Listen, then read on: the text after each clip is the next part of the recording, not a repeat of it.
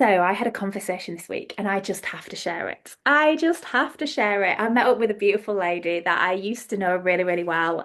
She's practically family, but I've not seen her for probably about 5 or 6 years. And we sat down and we had lunch. And she looked at me and she said, Laura, I am really, really enjoying the content that you're sharing online. I was like, fuck. She's seen all of the weird stuff that I've been posting. Because she knew me before I started the healing journey and connecting in spiritually. Um, so it's like, shit, this lady knew me when I was normal, regular person, right?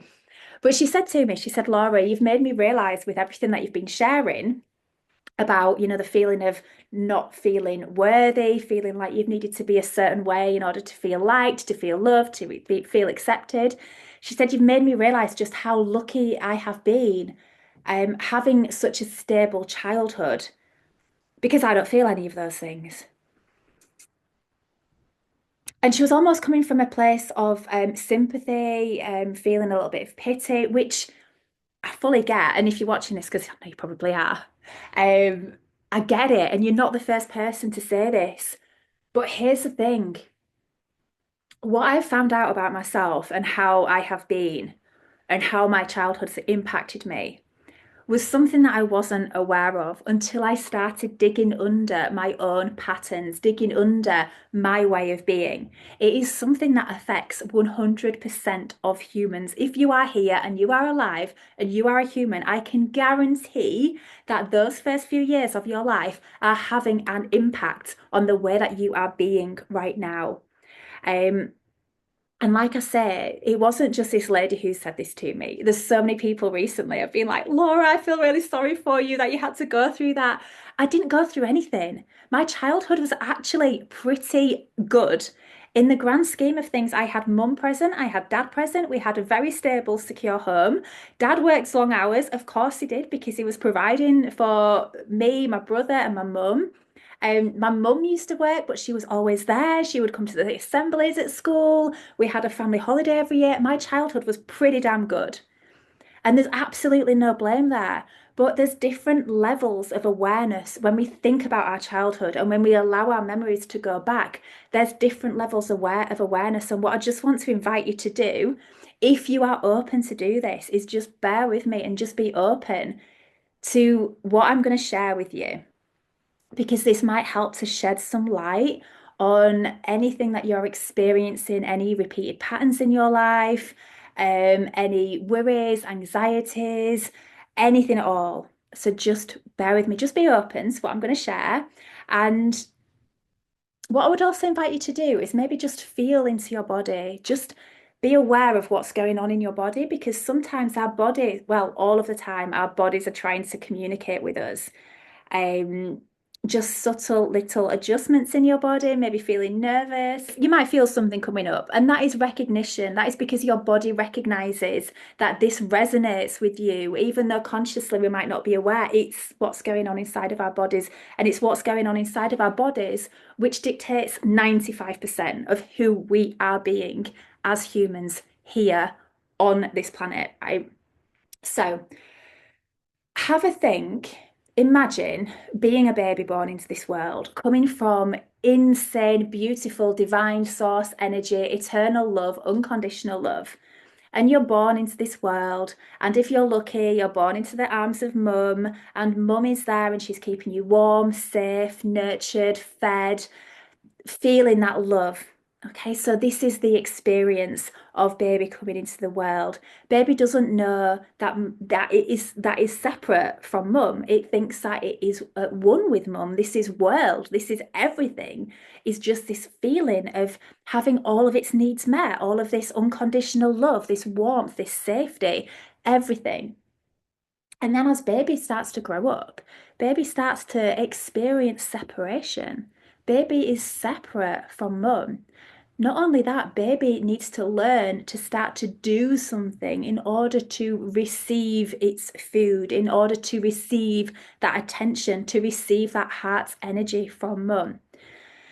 And then as baby grows up, it quickly starts to learn that there is a way of being that baby needs to be in order to feel love, in order to feel liked, in order to feel accepted.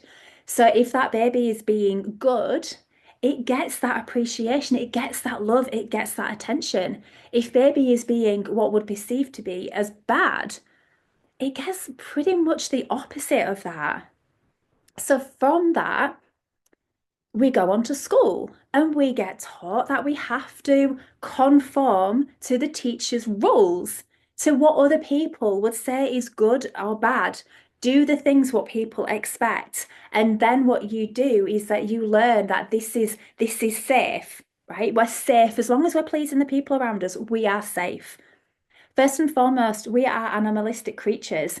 And because of that, it's in our being to be a part of that pack, to feel like we belong. Because if we are cast out of that pack, that is unsafe. There's a part of our being, it runs in our DNA that we need to feel like we belong. Therefore, we need to feel like we are doing what we need to do, what we believe we need to do in order to feel safe, in order to feel secure, in order to feel loved. So, with that being said, I learned that for me, a couple of things. I learned that I needed to keep myself safe because as a small child, if I saw anger in either of my parents, that was super scary. Of course, we know anger now. Everybody's it's an emotion. It's a very valid emotion. Everybody's allowed to feel anger, but as a small child, to experience anger in one of your authority figures is fucking huge and scary. So I learned to keep myself small, to keep myself hidden, and to keep myself just protected and hidden away and to watch what I said because I didn't want to provoke that sort of reaction in either of my caregivers, my authority figures. I also learned to put the needs of other people above my own. When I saw my mum, who was always busy, she was always at work, she had all these jobs to do. I didn't think, what does Laura want as a child? What does Laura want to do? I was doing my best to do as much as I could for my mum because I thought if I did what I could for my mum, it would free up her time so that she could make me feel loved. She might be able to give me some attention and give me that love and that reassurance that I do belong. And none of this was on a conscious level. I didn't actually think these things as a child. It's just now that I look back and realize I did not want to feel rejection from my caregivers. I did not want to feel betrayal or abandonment. I didn't want to feel those things. So my survival mechanism, the way I was going to control that, is be the best child I could possibly be. So I didn't have to ever experience feeling abandonment, betrayal, or rejection again. So I learned these ways of being as well as many, many, many others. And I have just started to realize that these are the programs that have been running me. These are the programs that have been running my life for 41 years. And I'm still working on them. I am still having to stop myself now and think, am I doing this for this person because I want to do this for this person? Or am I doing this for this person because on some level I need them to like me? I want them to like me. I've learned to like myself now. I have learned to love myself and give myself all of the things that I need as a human so that I feel complete. I don't need approval from anybody else anymore. And that is so freeing. It's like I'm still working on this. Believe me, I've still got a long way to go. But now that I see it and I have that awareness, I literally can be so conscious now about what I am doing and who I am being. So, with what I've shared, I just want to bring the awareness, if you are listening, because if you're a person that says that you wish you had more confidence, confidence is a symptom of something going on deeper. Because as that small child, that experience of authority figures, caregivers, maybe telling you off, telling you that you're too much or you're not enough, or what it could have been something super, super, super small. And what that does, it brings up this sense of unworthiness.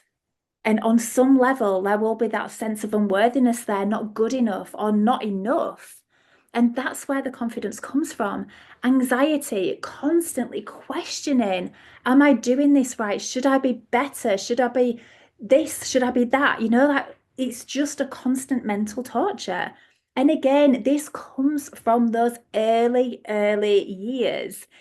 Everything comes from those early years. If you are a person who says yes to everybody, especially at this time of year, you're the person who people text and you have to reply to them straight away and say, yes, of course, I'll do that for you. If you're a person who finds yourself putting the needs of other people in front of your own needs, there's a reason for it. It's because your program is very similar to mine. You need that person to like you, just like we needed our teachers to like us because we didn't want to be told off. We needed people to like us. Yeah.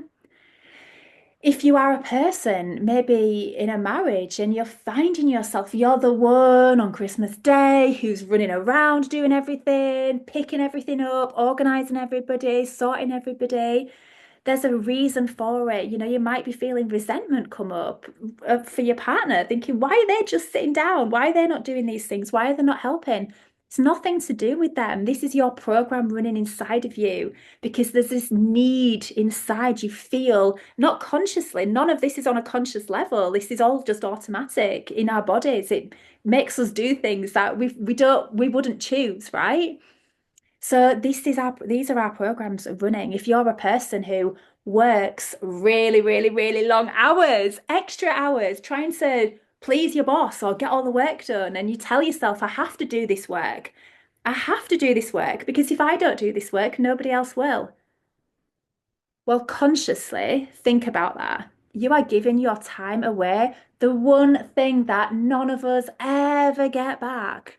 Your time. You are giving that to a company for free.